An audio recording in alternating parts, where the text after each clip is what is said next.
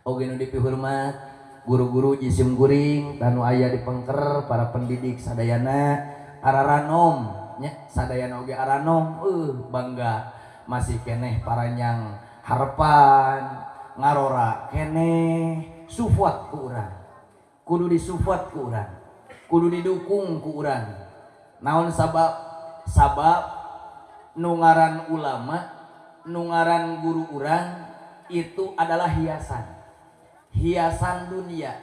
Lamun di dunia geus eueuh ustaz, lamun di dunia geus eueuh ulama, lamun di dunia geus eueuh nu nyampeikeun ahli-ahli ilmu, geus teu nyampeikeun hukum-hukum Allah khususna nu tilu, maka siap-siap eta kampung bakal dihancurkeun tina segala bidang.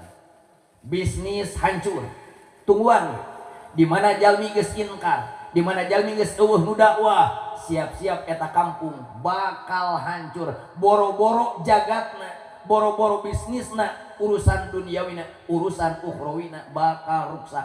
Matak doakeun ku sadayana guru-guru urang sedaya nu araranom, nu sepuh oge, nu sepuh masing tampi sehat we. Kena urusan umur mah da aya nu muungeun bani doakeun tong panjang ting sekolot. Urang doakeun nu araranom mah tampi sehat, tampi pawas yuswa. Mudah-mudahan tambih urang atau sebagai mustamina tambih istiqomah amin.